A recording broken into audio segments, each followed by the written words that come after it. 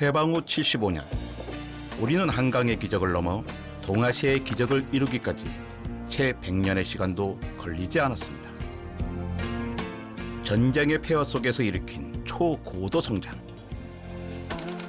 자금도 자원도 없던 가난한 나라는 1인당 국민소득 3만 달러의 시대를 열며 세계를 놀라게 했습니다.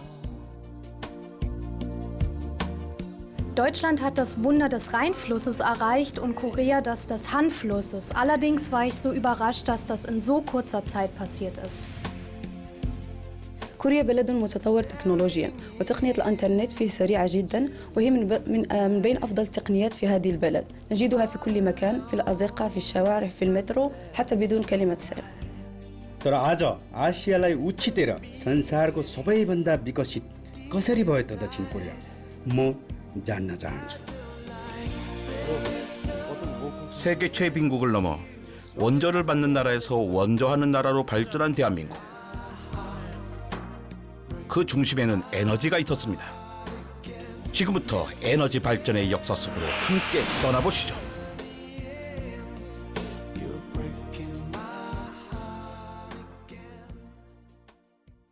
I can dim the lights and sing you songs full of sad things. We can do the tango just for 우리 민족의 정신을 천추에 발포한 1948년 8월 15일 0시 우리는 세계 만방에 대한민국 정부 수립을 선포했고 이날 오전 11시 20분 중앙청 광장에서 성대한 경축식을 가졌습니다. 35년간의 식민 통치에서 벗어났지만 우리에게는 별다른 자원도 기술도 없었습니다. 식량도 생필품도 부족했던 시절, 다른 나라의 원조를 받아 배고픔을 해결해야 했죠.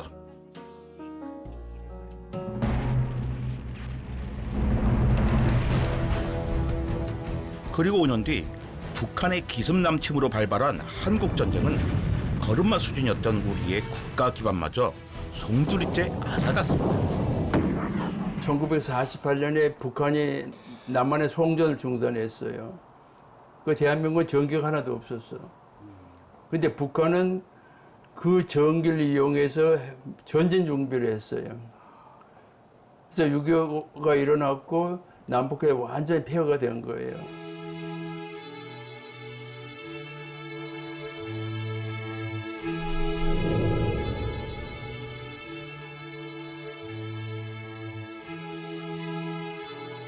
우리나라는 모든 산업이 굉장히 에너지를 많이 소비하는 산업이거든요.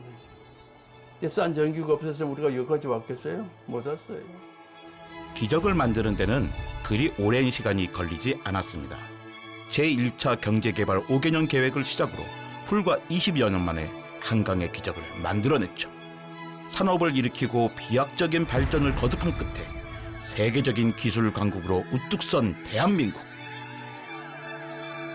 지속적인 경제 성장과 생활 수준 향상의 바탕에는 안정적인 전기 공급이 있었습니다.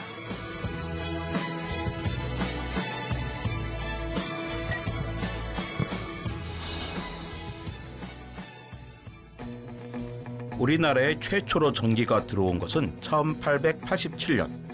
에디슨이 백열전등을 발견한 지 겨우 8년 만의 일이었습니다. 전기가 처음 들어온 날이 아직도 생생하다는 화천의 한마을. 길 꼭 가면 어디까지 가는 거예요 또? 우리가 신비로운 마을로 안내를 해드리려고 합니다. 신비로운 마을? 네. 어디요? 비수구미라는 마을이에요. 비수금이면 무슨 뜻이죠? 비, 신비하다는 뜻은 비. 비수, 신비로운 물, 구미, 9가지의 아름다움이에요. 그러니까 9가지의 아름다움이라는 것은 딱 9가지 아름다움이 있다는 뜻이 아니라 아름다운 요소가 무지 많다는 뜻이죠. 그러니까 신비로운 물에 들러싸인 아름다운 풍경의 마을. 자, 그렇다면 관장님, 우리 어떻게 가시는 거죠? 그러니까 가는 방법이 몇 가지 있어요. 많은 분들은 뭐 걸어서 삑 돌아가기도 하고. 걸어가는 건 제가 다 네. 하죠. 하지만 우리는 네. 쾌속선을 타고 갈 겁니다. 구비구비 99개 고개를 넘어야 닿을 수 있는 오지 중의 오지. 비수구미 마을은 육지 속의 섬마을로 사람의 발길이 닿지 않아 자연이 숨겨둔 속살 같습니다. 전기가 들어온 지도 30년이 채 안 됐다고 하네요. 여기에 사신 지 얼마 되셨어요? 저는 여기가 고향이에요. 원래 고향이 여기. 와. 그러면 여기서 이 마을에서 계속 사셨어요? 학교 다닐 때는 어차피 나가 있었죠. 근데 나갔다가 계속 바깥에 머물지 왜 다시 돌아오셨어요? 아, 좋아서 왔어요, 좋아서. 여기 전기 언제 들어왔어요? 91년도. 제가 군대 제대할 때쯤 전기가 들어왔어요. 아. 처음에 전기 없는 곳 살다가 군대 가서 전기가 들어오면 그때 느낌이 어땠어요? 그러니까 일단 환해서 좋죠, 일단 이제 최고 좋은 게. 마을로 가기 위해서는 8호호를 건너야 합니다. 8호호는 한국전쟁 당시 남북이 치열한 전투를 벌였던 곳이기도 하죠.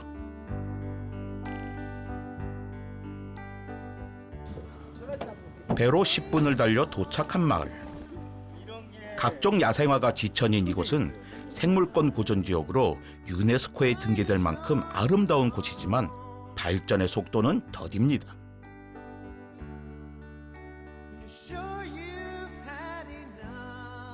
한국전쟁 직후 피난 온 사람들이 정착해 화전밭을 일구며 살기 시작하면서 생긴 마을. 한때는 100여 가구가 살았었지만 하나 둘 도시로 빠져나가고 지금은 4가구만 남았다는군요. 이곳에서 한평생을 보낸 노 부부에게 전기는 특별했습니다. 처음에 들어와서 전기도 안 들어오고 완전 산골이라 고생 좀 했겠어요. 아이고 그렇죠. 근데 또 그때는 그거를 그러고 사는 줄 알았어 또. 지금은 전기 없으면 못 살 거야 아마. 여기 전기가 들어오면서 맨 먼저 어떤 거 하셨어요? 우리요? 네, 전기 들어와서. 제일 처음에 한 거? 네. 제일 처음에 텔레비지. 우리 전기 들어오기 전에도 텔레비 있었는데 네. 배터리로 보는 거. 네. 그건 아주 시원찮아서 그냥 참 실컷 못 봤는데 텔레비 들어오더라는 이제 실컷 본 거지. 남과 같이 다 볼 수 있으니까 좋은 거지. 남 하던 거 부러웠었는데 부러운 게 없지 그다음에. 텔레비 나오는 게 신기한 게 아니라 한여름에 여기서는 진짜 상상도 못하는 일인데 시내 나가면 막 얼음들 깨물어 먹는 거. 아주 그게 제일 신기했어. 얼음을 얼겨서 깨물어 먹더구먼. 그래서 수박 같은 것도 갖다 넣어놨다가 그냥 시원하게 진짜 이가 시들도록 먹는데 여기는 뜨끈뜨끈한 걸 먹어야 되잖아. 그 당시에만 해도. 그래서 이제 전기가 있으면 참 좋은데 얼른 벌어서 전기 있는 데로 가야지. 이게 뭐 가기니까. 그러니까 내가 못 나가니까 전기가 들어오더구먼. 산골 생활의 고단함을 덜어준 전기는 그야말로 선물이었습니다. 사실 시돈 초만 해도 이렇게 오래 머물 거라고는 생각지도 못했다는 노부부. 몇 년만 살다 나가겠다고 다짐했던 젊은 부부는 주름이 늘어가도 마을을 떠나지 못했습니다.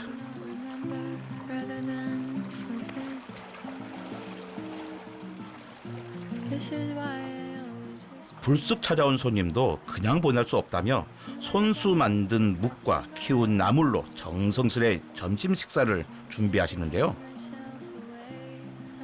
정말 먹음직스럽지 않나요? 여행의 피로를 한꺼번에 씻어내줄 건강한 밥상. 지금도 입안에 군침이 도네요. 여기는 이제 도토리 주워서 이장님은 이제 앞으로 이 기술이 나오게 어떻게 발전했으면 좋겠어요? 저는 이제 여기서 딱 멈췄으면 좋은 거죠. 발전이 아니라 여기서 멈추는 거. 그게 발전이에요. 자연 그대로 딱 이 상태에 딱 멈추는 게 최고 좋은 거죠. 먼 훗날을 봤을 때도 우리 후손들한테 물려줄 때도 이 상태로 있는 걸 물려주면 그때는 진짜 네팔보다 더 멋있게 되는 거예요.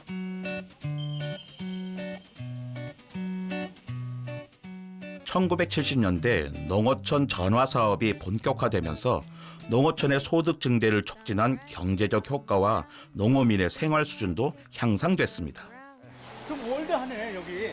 얘가 약간 옛날 도시죠. 옛날 도시죠. 어디 가십니까? 우리가 또 여기 보물 같은 곳이 있습니다. 여기 들어와세요. 여기 맞아요. 아이고 안녕하세요. 집집마다 가전제품들이 갖춰지고 그와 동시에 고장난 제품들을 수리해주는 가게들이 전파사라는 간판을 달고 속속 문을 열었습니다. 전파사의 전성기였죠. 어떤 거 뭐 고치고 계시는 거예요? 와, 이거 라디오? 예. 이러한 물건은 예. 시간제로 나가서 돈을 받을 수가 없어. 이곳은 50년이 넘는 세월 동안 변함없이 한 자리를 지키고 있는 예산 최초의 전파사입니다.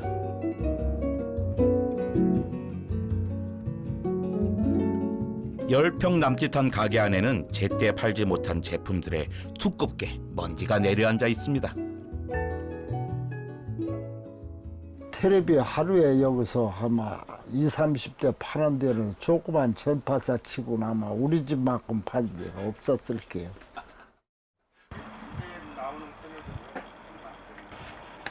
최소 몇십 년은 돼 보이는 낡고 쓸모없어 버려진 물건들이지만 주인장에게는 세상에서 가장 소중한 보물이라는데요.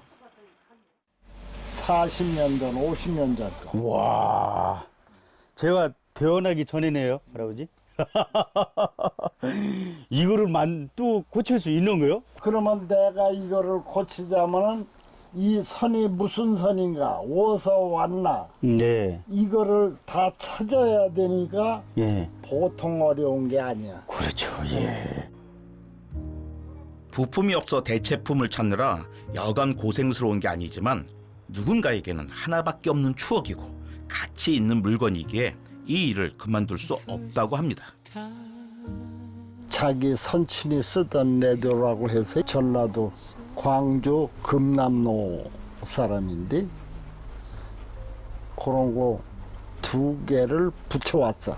이거 하나 선 찾아서 원상태를 회복하자 보면은 1달이 걸릴지 2달이 걸릴지 몰려.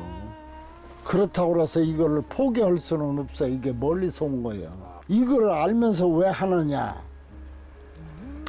이 사람의 속을 내가 알기 때문에. 이 사람이 이 라디오 소리나 뭐 이거 듣자고 이거 고치려고 하는 거 아니야. 원 상태로 최소한도 60%만 회복을 해서 소리가 나오게 고쳐준다 하면 이 사람은 고마울 거거든요. 그러니까 돈보다도 그 사람의 효심을 생각을 해서 가전제품 수리 기술은 전부 책을 보고 스스로 익혔다는데요. 지금도 팔순의 장인은 책과 씨름하며 어떻게든 고쳐 쓰는 세상을 만들려고 노력합니다.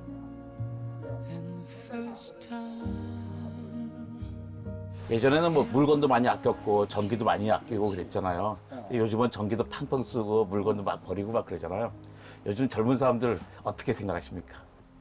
우선 물건의 귀함을 알고 또 그것이 어떻게 돼서 내 손까지 왔는지를 조금은 알아야 돼요. 전기 보급과 발전의 산증인인 한태상 사장은 오늘도 온몸으로 역사를 써내려가는 중입니다.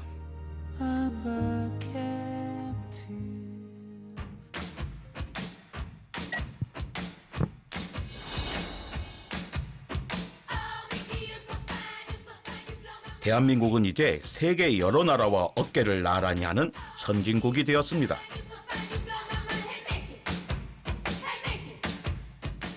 OECD 국가 중 GDP 순위 10위로 국민 총소득도 약 480배 가까이 증가했죠. 수출 품목에도 큰 변화가 있었는데요. 1992년 이후 반도체 산업은 4차 산업혁명 시대를 이끄는 경제 성장의 밑거름이 되었습니다. 용광로처럼 끓어오르는 열정으로 잿더미에서 기적을 만들어낸 대한민국. 발전과 성장에 필요한 에너지를 더 많이 생산하기 위해서 원자력 발전소 건설은 선택이 아닌 필수였습니다. 우리나라는 에너지의 97%를 해외 의존하고 있어요. 그 에너지 천연 자원이 전혀 없는 나라거든요. 그 원자력은 머리가 켜는 에너지거든요. 이렇게 자원이 없는 나라는 원자력으로 에너지 절약하는 것이 가장 좋은 길이라는 거죠.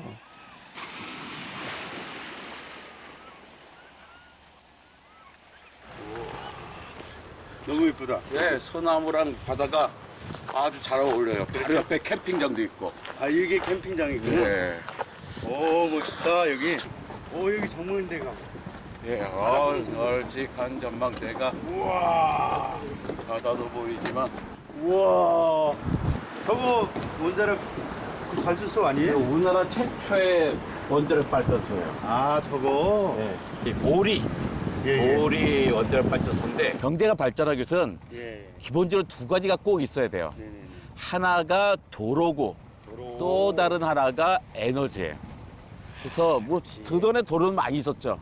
하지만 우리나라의 동맥이 될 수 있는 가장 빠른 길, 네네. 그게 이제 경부 고속도로고 아. 또 그 고속도로가 있으면 그걸 많이 생산을 해야 되잖아요. 네네. 그 생산하기 위한 에너지를 공급하기 위해서 이 고리 원자력 발전소가 함께 세워졌죠.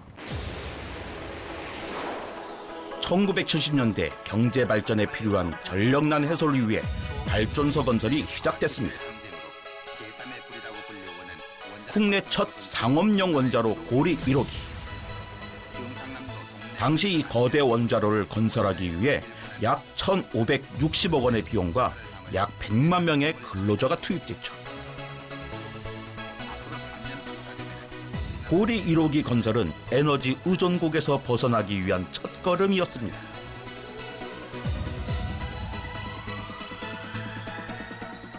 고리 1호기는 섭씨 325도에서도 냉각제로 쓰는 물이 끓지 않도록 원자로 내부 압력을 약 150기압까지 끌어올린 가압 경수로형입니다.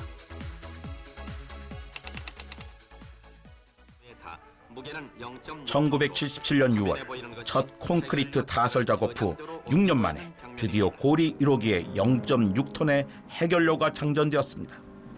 작업원들은 초긴장 상태에서 24시간 연속으로 작업을 진행합니다. 설비 용량은 58만 7천 킬로와트. 국내 총 발전 설비 용량의 9%에 해당합니다. 고리 1호기는 저렴하고 안정적인 전력 공급으로 40여 년간 15만 킬로와트의 전력을 생산했습니다. 원자로 내 핵분열이 시작되어 초기 임계에 성공적으로 도달했습니다. 고리 1호기가 처음으로 가동을 시작하면서 대한민국의 이제 에너지를 어떻게 보면 이제 확보가 시작이 된 거지. 우리나라 그 경제를 보면요, 원자력 발전소가 건설된 78년부터 갑자기 이렇게 경제 성장을 해요. 자, 전기 없는 현대화학 상승도 뭐 어때요? 77년 임시운전을 거쳐 78년 첫 상업운전을 시작한 고리 1호기. 발전소 건설은 그 자체만으로도 국가 경제를 이끈 큰 동력이 되었으며 마침내 우리나라도 세계 21번째로 원전 보유국에 합류할 수 있었습니다. 주민과 학생들이 참석한 가운데 온 국민의 열망을 한데 모아 역사적인 2017년 6월 18일 고리 1호기 원자력 본부. 고리 1호기 스터빈 정지합니다. 다시 한번 알려드리겠습니다. 고리 1호기 스터빈 정지합니다. 셋, 둘, 하나, 정지! 정지! 40년간 우리나라 원전의 자존심이었던 고리 1호기가 멈췄습니다. 설비가 노후화된 고리 1호기에 영구 정지 판정이 내려진 것이죠. 에너지 자립의 기틀을 닦은 국내 첫 원전 고리 1호기의 불꽃은 그렇게 역사 속으로 사라졌습니다. 원자력 발전소는 작동을 멈추면 그걸 해체를 해서 수명을 끝내야 되는데 이게 또 쉬운 일이 아니야. 근데 또 저걸 어떻게 해체하는지 발전소 해체하는 얘기 그것도 궁금하지 않아요? 1959년 정부는 에너지 자립의 첫걸음을 떼기 위해 대통령 직속 기관으로 원자력 연구원을 출범시켰는데요. 원자력 연구원은 국내 최초의 과학기술 연구기관으로 50년을 훌쩍 넘는 시간 동안 원자력 연구 개발로 국가 경제 성장의 중심축 역할을 담당했습니다.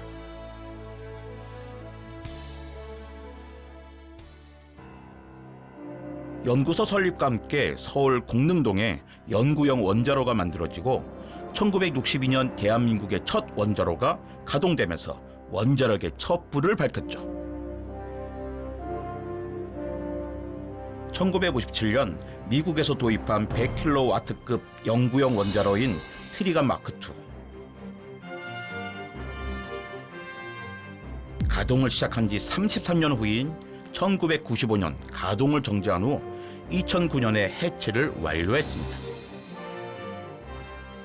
가장 힘든 것이 그 해결로가 장전되어 있던 부분이거든요. 거기가 방사능 농도, 방사능 세기가 가장 높아요.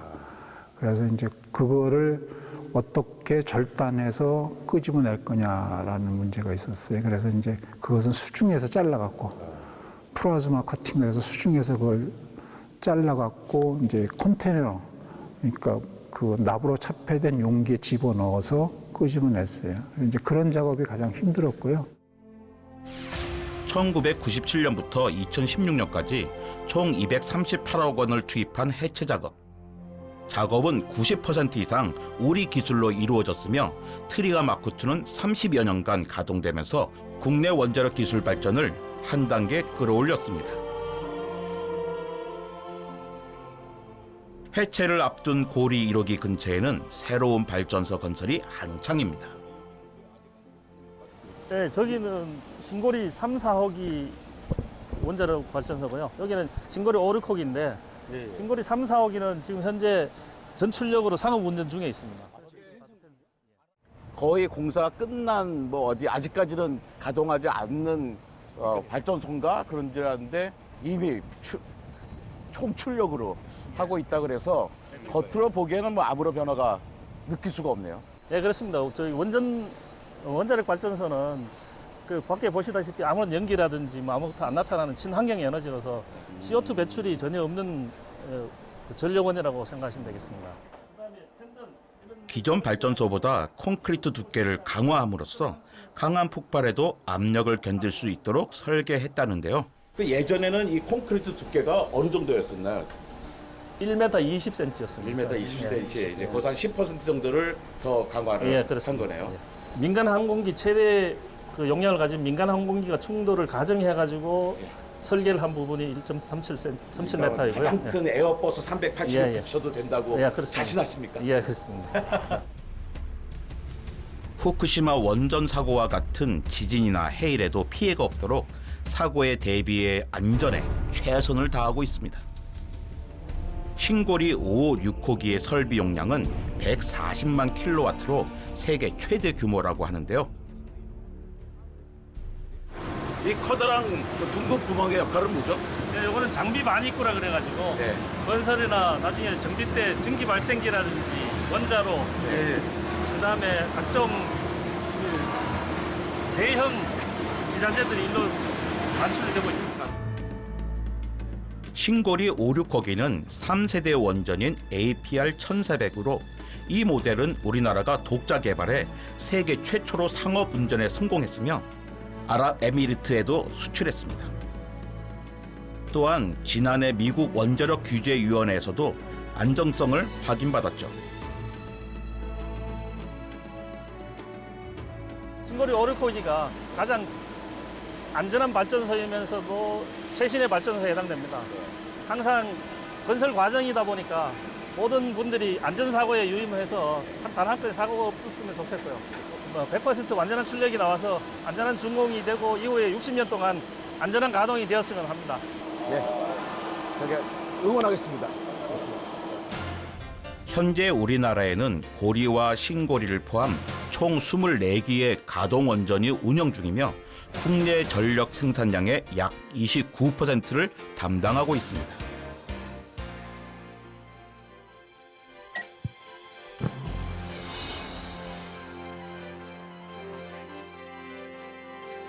원자력 발전은 전력의 안정화를 가져왔고 이것은 곧 첨단 과학기술을 발전시키는 원동력이 됐습니다.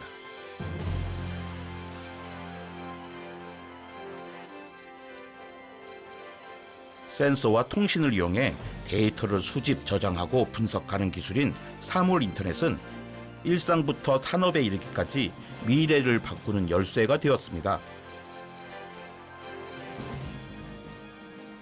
이곳은 사물 인터넷을 농사와 결합한 스마트 농장입니다. 햇빛과 바람, 비가 없어도 농사를 지을 수 있다는데요. 정보통신 기술을 활용해 시간과 공간의 제약 없이 원격으로 작물의 생육 환경을 관측하고 최적의 상태로 관리할 수 있습니다. 스마트팜 같은 경우에는 ICT 기술이 접목돼서 그 센서류들을 활용해서 이제 작물을 재배할 때 사람의 판단이 아닌 그런 정보나 이제 IT로 들어오는 그런 데이터 값을 이용해서 작물을 재배하는, 그래서 어떻게 보면 좀 더 진화된 농법이라고 볼 수 있겠죠. 스마트팜은 농작물이 자라는 데 방해가 되는 외부 환경을 막아 사시사철 일정한 수확량을 유지할 수 있습니다. 바이러스라든지 병해충이라든지 그런 거에 가장 크게 보호할 수 있고, 가장 큰 장점은 농약의 사용을 줄일 수 있다는 거. 저희 식물 공장에도 농약을 일절 사용하지 않기 때문에 그게 가장 큰 장점이라고 생각합니다. 우리나라 스마트팜 기술은 아직 시작 단계지만 빠르게 선진국을 따라잡고 있습니다. 이상기후 때문에 스마트팜이 더 각광을 받고 있는 상황이고요. 그리고 이 스마트팜이라고 하는 게 결국은 사람이 살아가는데 필수적인 이제 먹거리에 대한 부분을 해결하기 위한 기술이라는 부분이죠. 그래서 이 기술은 가면 갈수록 좀 더 최첨단화되고 그리고 더 보편화되면서 지금 노지에서 그냥 일반 환경 컨트롤하지 않고 농사를 짓는 것들 이제는 좀 줄어드는 그런 상황들까지 되지 않을까라는 생각이 듭니다. 그래서 향후에는 더 이 시장들이 커지고 그리고 더 이제 일반인들이 쉽게 접근할 수 있는, 쉽게 접할 수 있는 그런 농법이 되지 않을까 생각됩니다.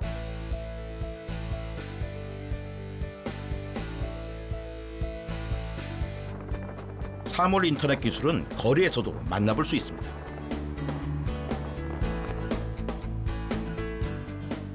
겉에서 봤을 때는 평범한 자동차인데 안에는 좀 특별하죠? 사람은 있지만 운전자는 필요 없는 차. 사물 인터넷과 결합해 차가 스스로 움직이는 자율주행차는 미래를 바꾸는 대표 기술로 발전을 거듭하고 있습니다.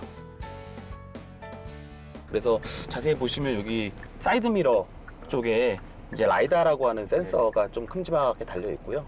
양쪽에 2개 달려 있고 앞뒤로도 하나씩 달려 있습니다. 그래서 라이다가 네, 다른 라이다라는 센서는 이제 빛을 쏴가지고 반사되는 그 값을 받아서 그 전방의 물체까지의 거리를 정확하게 알려줍니다. 모양도 알려주고요. 차량에 부착된 카메라 센서들을 통해 다른 차와의 충돌을 피하기 위한 감속 기능과 커브길도 주행이 가능합니다. 보행자를 인식한 후 정지하는 등 1초에 수십만 개 이상의 데이터를 받아 처리하는데 에너지가 없었다면 불가능한 일이었겠죠? 예전 같았으면 이런 센서가 있었어도 이걸 처리하는 능력이 떨어져서 그런 에너지를 사용할 수 없기 때문에 자율주행 차량을 운영하기가 굉장히 힘들었습니다. 한계도 많았고요. 아직은 시범 운행 중이지만 상용화도 머지 않았다고 합니다. 전기차라든가 그리고 컴퓨팅 파워가 계속 발달하고 하면서 이제 뭐 다양한 센서들 이런 것들을 전기 에너지를 활용해 가지고 굉장히 효율적으로 굉장히 그 큰 컴퓨팅 파워를 감당해낼 수 있게 되면서 자율주행 시대가 이제 폭발적으로 열렸고요. 특히 인공지능, 뭐 딥러닝 이런 것들이 또 그런 컴퓨팅 파워랑 만나면서 굉장히 이제 사람처럼 인지할 수 있는 환경이 되고 조건이 되면서 자율주행차가 이렇게 발전을 하지 않았나 싶습니다. 앞으로 자동차도 이동수단을 넘어 쉼의 공간으로 바뀌게 될 것입니다. 기술 발전과 함께 숨가쁘게 달려온 에너지 산업. 지난달 15일부터 4일간 열린 국제 그린 에너지 엑스포는 국내 최대 태양광 에너지 전시회입니다. 신재생 에너지 성장의 발판인 태양광 에너지는 에너지 전환 시대를 맞아 큰 주목을 받고 있는데요. 이곳에서 우리는 태양광 에너지를 기반으로 한 다양한 미래 기술을 만날 수 있었습니다. 화력 발전소는 좀 갈수록 줄이고 신재생 에너지 쪽으로 많이 보급을 하고 발전을 해서 우리 아이들에게 좋은 환경을 물려줬으면 좋겠습니다. 최근에 와서 신재생 에너지가 많이 보급되다 보니까 깨끗하고 더 친환경적인 발전으로 많이 변화가 되었습니다. 그리고 4차 산업기구인 AI라든지 플랫폼이라든지 이런 디지털 기술과 접목이 돼서 더 나은 방향으로 에너지 세상을 열고 있습니다. 신재생 에너지는 원하는 시간에 전력을 생산하기 어려워 필요한 시간에 사용할 수 있는 에너지 저장 장치가 필수입니다. ESS 가장 중요한 부분이라고 한다면은 EMS라고 에너지 매니지먼트 시스템이 가장 중요합니다. 뭐 배터리에 이상이 생기거나 혹은 뭐 개통 쪽에 전력을 보내는데 이상이 생겼을 때 그거를 컨트롤을 해줄 수 있는 부분이 가장 중요하거든요. 그리고 최근에는 뭐 ESS의 화재에 대한 얘기가 많이 나오고 있는데 저희가 사용하는 배터리는 인산철 배터리로서 화재에 굉장히 강점을 가지고 있는 배터리를 사용하고 있습니다. 온실가스 상승과 이상기후 변화로 전 세계는 깨끗한 에너지 발전을 위해 노력 중인데요. 우리 에너지도 이제 새로운 전환의 시대를 맞이하고 있습니다.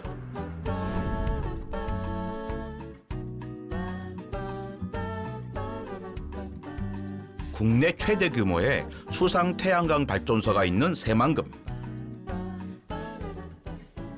안녕하세요. 반갑습니다. 예, 이거에 대한 좀 알고 싶어가지고 왔는데.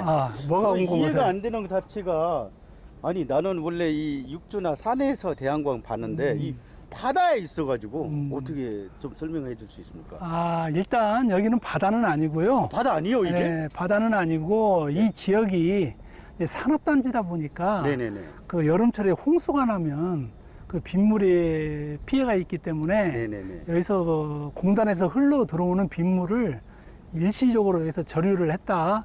그다음에 이제 바다로 배출하는 그런 유수지라고 합니다. 새만금 수상 태양광 발전 산업은 역대 프로젝트 중 세계 최대인 2.1기가와트의 발전 단지를 조성하는 사업으로 사업이 마무리되면 약 100만 가구에 전력 공급이 가능합니다.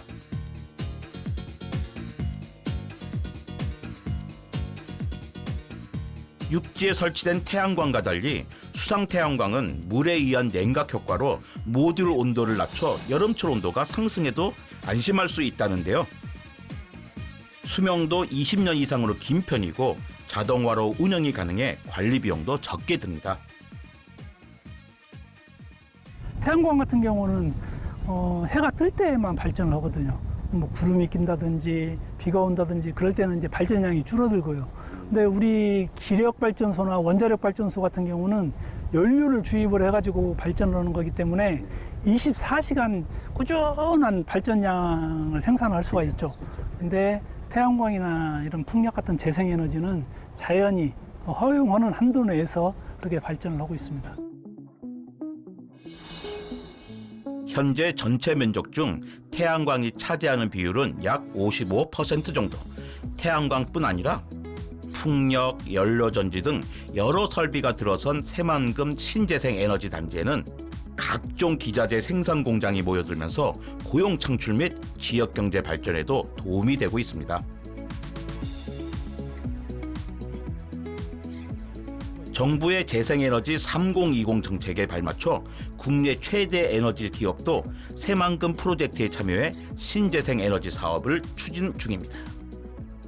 해방 이후 수력, 화력, 원자력 에너지원이 대한민국의 IT 강국으로 발돋움할 수 있도록 큰 역할을 담당하였지만 앞으로는 수상 태양광, 해상 풍력 등 신재생 에너지원이 대한민국이 제4차 산업혁명에서 세계 최강이 될 수 있도록 큰 역할을 담당하리라 기대하고 있습니다. 4차 산업혁명의 중심인 IT 기술은 에너지와 함께 빠르게 성장하며 우리나라를 세계 최고의 IT 강국으로 만들어 주었습니다. 광복 이후 우리는 폐허의 땅을 딛고 일어섰습니다. 한강의 기적을 일으킨 에너지. 이제 여기서 우리는 또 다른 에너지의 미래를 봅니다.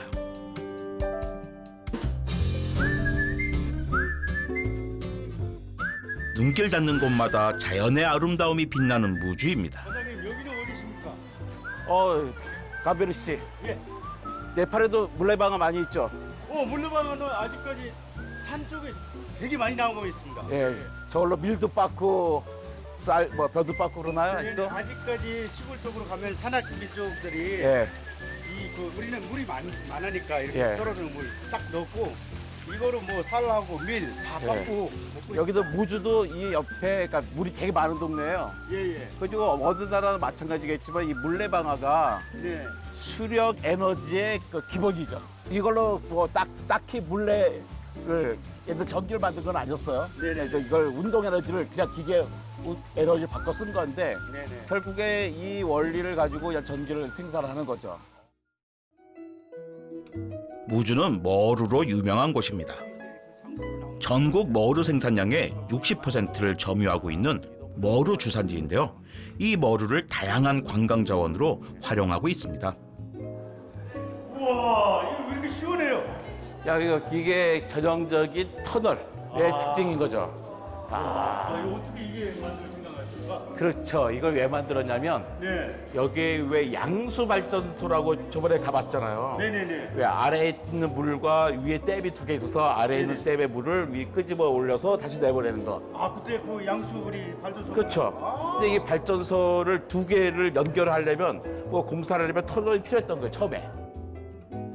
와인동굴은 1988년 무주 양수 발전소 건설 당시 굴착 작업용 터널로 사용하던 곳인데요. 머루 재배 농가에 희망과 자부심을 주고자 무주군에서 2007년에 임대해서 리모델링해서 오늘에 이른 것이죠. 그 터널 남아있는 터널로 지금 이렇게 사용했단 그쵸. 말이에요? 공사할 때 필요했던 우와. 터널을 지금 이렇게 멋진 곳을 만든 거죠. 그러니까 시원하죠. 시원하고 이게 지금 이제 이거는 뭐예요? 장식품인데 뭐처럼 생겼나요? 아니 와인 창고 같은. 이게 와인 저장통처럼 생겼잖아요. 그렇죠. 예. 그 얘기는 여기에 와인이 많다는 뜻이죠. 우와. 그 포도도 여기 지금 돼 있고. 예. 포도인데 덩어리가 크잖아요. 네. 이게 뭐냐면 그 우리나라 전통 포도인 머루입니다. 머루 농가를 살리고자 시작된 머루 와인은 이제 무주의 특산품이 되었는데요. 무주의 청정한 자연과 덕유산의 맑은 전기를 품은 건강주로 인기가 많다는군요. 와인 동굴이 있는 터널의 총 길이는 580m. 그중 300m 정도가 와인 동굴로 활용되고 있습니다. 해서 전기를 쌓아놨다가 전기가 필요할 때 다시 내보내는 거죠.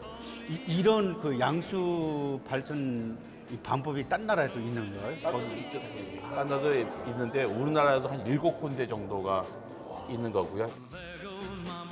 상부댐과 하부댐을 연결하기 위해 만들어진 터널이 지역과의 상생을 위한 사업으로 활용됐죠.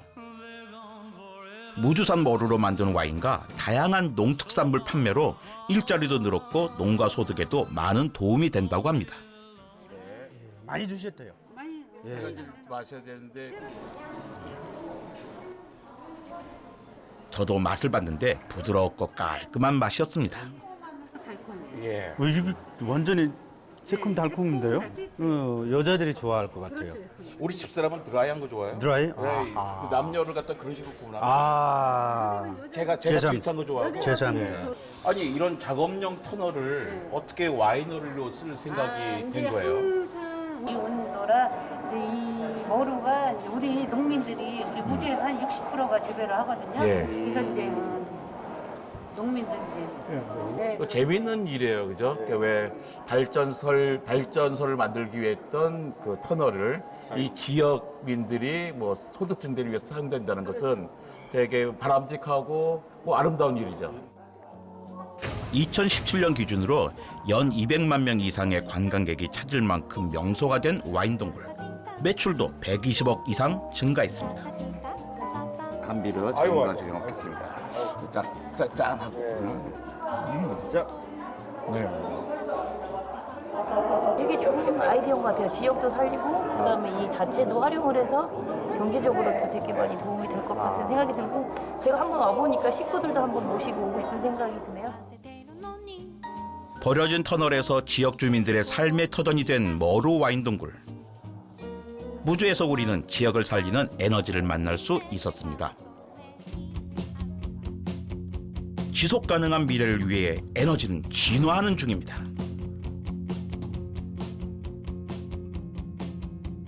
변함 이제 어디 바다 가시는 것 같아? 여기 스쿠다이빙 하는가 봐. 네. 지금 어디를 가시는 거예요 지금? 스쿠다이빙 하시는 거예요? 지금 다이빙 하시는 거예요? 지금 같이 갈 수 있을까요? 구경만이라도? 네. 그거 가능하죠? 네. 그러면 타실 때 네. 조명 조끼. 그거 입고 구경 좀 가시면 되는 예, 뭐 거죠? 그거야 같이 당연히. 가시죠. 예. 감사합니다. 진정한 여행은 새로운 눈을 갖게 해준다는 말이 있는데요. 울진에서 만난 인연이 그랬습니다. 해보셨어요? 저는 3년 전까지 갈라파고스에서 사실 별로 안 좋은 경험이 있었어요. 나는 사실 사고가 났는데 다른 사람들은 내가 아무도 사고가 났다고 생각하지 않아. 울진에 와서 원자력 이렇게 많이 보고 왔잖아요. 네. 그 원자력 옆에다가 이 스쿠다이빙 이게 좀 위험하지 않아요? 우리나라의 원자력 발전소 대부분이 가압 경수로잖아요. 그러니까 처음에 원자로에 도는 물, 그 다음에 터빈에 도는 물, 그 다음에 냉각수가 다 세 개가 다 분리되어 있어요. 그러니까 실제로 우리는 이렇게 왜 냉각수 그러면 원자로를 지나서 나오는 것 같지만 사실은 이 냉각수는 원자로하고는 되게 먼 곳을 지나고 오는 거죠. 전기를 만드는 데 없어서는 안 되는 물. 발전소들 대부분이 바다에 인접해 있는 이유인데요. 그러다 보니 바다 오염에 관한 걱정이 늘 따라다니게 되죠.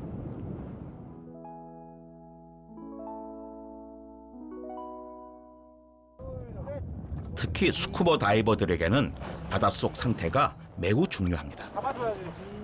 잡아주세요. 잊지 마.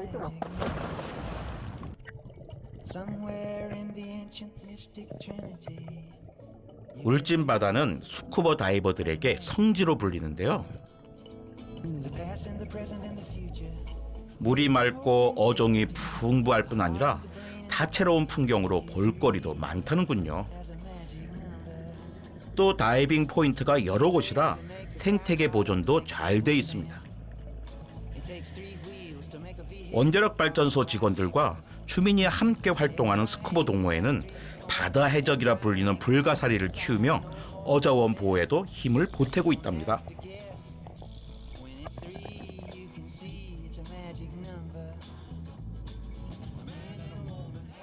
항상 물속에 들어가지만 매번 느낌이 색달라요. 깨끗하던가요? 네. 더 환경을 생각하고 있기 때문에 그런 걱정보다는 한 번씩 울진에 와서 이런 경험을 뭐 다이빙이 됐던 아니면 여행이 됐던 울진에 와서 한번 우리 삶 속에 같이 녹여 들어와서 생활을 해봤으면.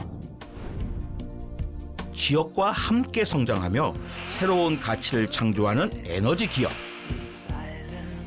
그 터전 위에서 우리는 미래를 향한 새로운 역사를 만들어갑니다.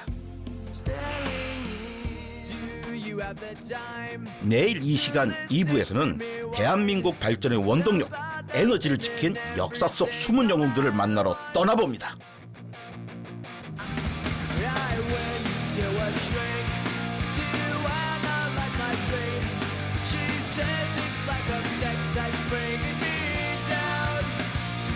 I went to